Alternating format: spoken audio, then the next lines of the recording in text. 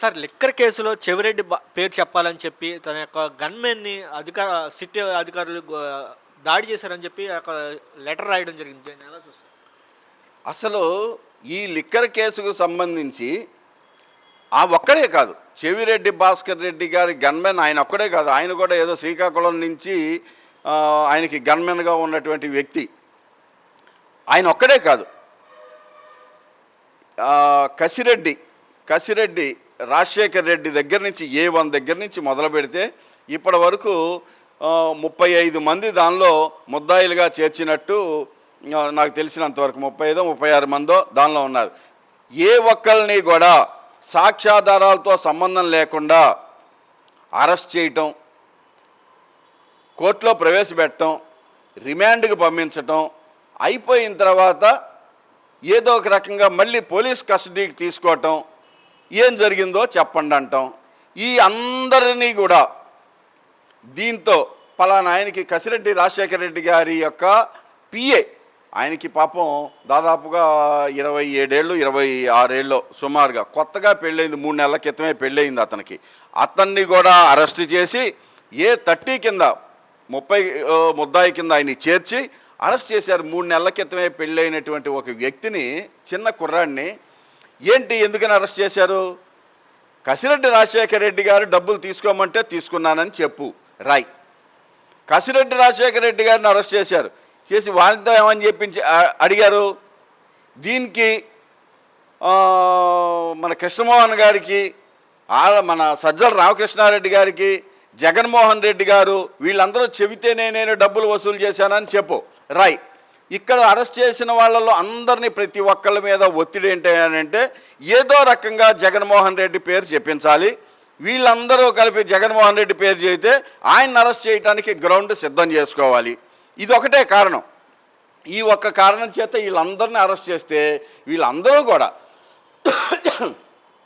ఏ ఒక్కళ్ళు కూడా వాళ్ళు స్టేట్మెంట్ వీళ్ళు చెప్పిన విధంగా ఇవ్వలేదు, వాళ్ళు సంతకం పెట్టలేదు. వాళ్ళు సంతకం పెట్టని స్టేట్మెంట్లనే తీసుకొచ్చి కోర్టులో అప్పచెప్పి వాళ్ళు చెప్పినట్టుగా చెప్పించాలనే ప్రయత్నం చేశారు. ఈ కేసులో ఎవరిని అరెస్ట్ చేసినా ఏవి చేసినా కూడా చేయటం, వీళ్ళందరినీ కూడా అరెస్ట్ చేసి వీళ్ళ ద్వారా జగన్మోహన్ రెడ్డి ఉన్నాడు అనేటువంటి ఒక ఇది కల్పించడం, ఆయన అరెస్ట్ చేయడం అనేది ఈ కేసులో ఉన్నటువంటి తెలుగుదేశం పార్టీకి, గవర్నమెంట్కి, చంద్రబాబు నాయుడు గారికి చేస్తున్నటువంటి కుట్ర.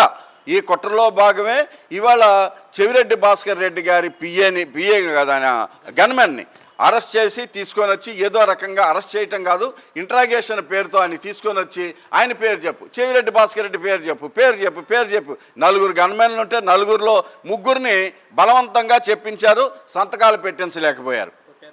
కొట్టి విపరీతంగా నానా చిత్రహింసలు పెట్టి వాళ్ళు చెప్పినట్టుగానే రాశారు. అయితే ఈ 4వ వ్యక్తి మాత్రం, గన్మెన్ మాత్రం ఆయన డీజీపీకి కూడా లెటర్ రాసి నన్ను దారుణంగా బలవంతంగా కొట్టి హాస్పిటల్లో ఉండి నేను భరించలేనంతగా చేసి ఇవాళ మళ్ళీ స్టేట్మెంట్ ఇవ్వడానికి మళ్ళీ రమ్మనంటున్నారు. ఎవరో ఒకళ్ళు సెక్యూరిటీ లేకపోతే తప్ప నేను వెళ్ళేటువంటి పరిస్థితి లేదు అని చెప్పుకొని వాపోయినటువంటి పరిస్థితులు క్రియేట్ చేశారు అని అంటే తెలుగుదేశం పార్టీ ఎంత క్రూరంగా బిహేవ్ చేస్తుందో. ఇవాళ మళ్ళీ ఇప్పుడే అందినటువంటి వార్త ఏంటంటే బెంగళూరులో చెవిరెడ్డి భాస్కర్ రెడ్డి గారిని కూడా అరెస్ట్ చేశారనేది ఇప్పుడే అందినటువంటి వార్త. ఈయన అరెస్ట్ చేయటం కోసమే ఎంతమంది గన్మెన్లన్నా పట్టుకున్నా, వాళ్ళని చిత్రహింసలు చేసినా, మీరు ఆయన పేరు చెప్పండి అని చెప్పినా, ఇవన్నీ కూడా ఆయన అరెస్ట్ చేయటం కోసం, ఆయన ద్వారా మళ్ళీ ఇదంతా జగన్మోహన్ రెడ్డి గారే చేశారని అనిపించడం కోసం చేసినటువంటి కుట్రలో భాగమే. మీరు ఎన్నన్నా చేయండి, ఏమన్నా చేయండి, ఎంతమందినన్నా తీసుకురండి, ఆంధ్రప్రదేశ్లో ఉన్నటువంటి 40% పైగా జగన్మోహన్ రెడ్డి అభిమానులు ఎవరైతే ఉన్నారో వీళ్ళందరినీ అరెస్ట్ చేసి జైళ్ళల్లోకి పంపిద్దాం అనుకున్నా కూడా వీళ్ళందరూ చెప్పేది జగన్మోహన్ రెడ్డి మళ్ళీ ముఖ్యమంత్రి కావాలని, ఆయనే మళ్ళీ వస్తేనే తప్ప ఆంధ్రప్రదేశ్ బాగుపడదనే ఆలోచనలో ఉన్నారు. ఇది 40%, 50 అవుతుంది, 50, 60 అవుతుంది. నీ పీఠం కదలటం ఖాయం.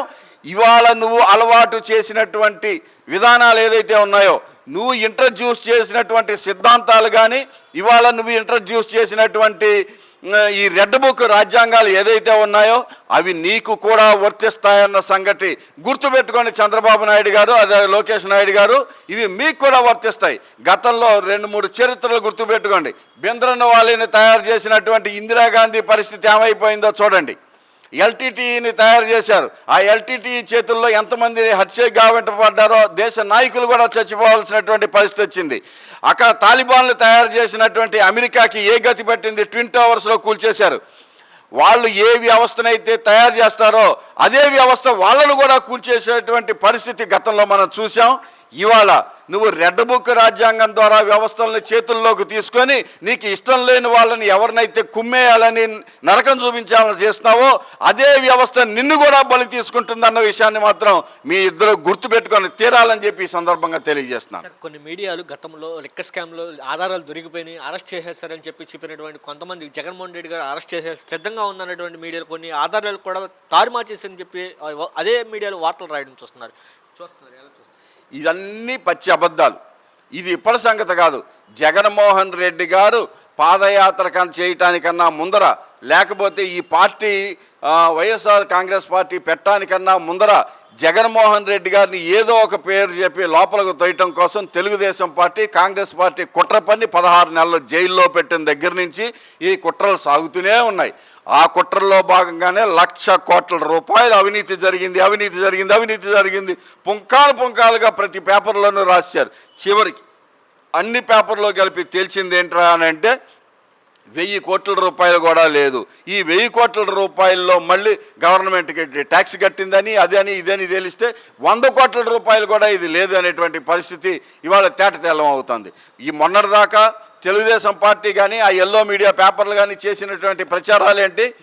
జగన్మోహన్ రెడ్డి గారు అధికారంలో ఉండగా 14 లక్షల కోట్ల రూపాయలు అప్పు చేసేసాడు, శ్రీలంకను చేసేసాడు, వెనుజులా లాగా అయిపోతుంది, ఈ దేశం ఇంకా ఎందుకు బాగుపడదు, అయిపోతుంది మన రాష్ట్రం ఎందుకు అని ప్రచారం చేసినటువంటి వ్యక్తులు ఇదే మనుషులు అసెంబ్లీలో కూర్చొని వీళ్ళ మొత్తం అప్పు తెలుగుదేశం పార్టీ కానీ జగన్మోహన్ రెడ్డి కానీ మన ఆంధ్రప్రదేశ్ విడిపోయే నాటికి ఉన్న అప్పు కానీ ఈ అన్నీ కూడా కలుపుకొని 6.5 లక్షల కోట్ల రూపాయలు దాటలేదు అన్న సంగతి మొన్నే పయ్యావుల కేశవ్ గారు ఆయన అసెంబ్లీలో చెప్పారు. అంటే వాళ్ళు చెప్పినవన్నీ పచ్చి అబద్ధాలని, మోసమని, ఓట్లు దండుకోవటం కోసం చేసేటువంటి దుర్మార్గమైన పనులని, వాళ్ళ చేష్టలు, వాళ్ళ ఆలోచనలు, వాళ్ళ యొక్క పనులు, వాళ్ళు ఎల్లో మీడియాని అడ్డం పెట్టుకొని చేసినటువంటి దురాగతాల ద్వారానే వీళ్ళందరికీ అర్థం అవుతోంది.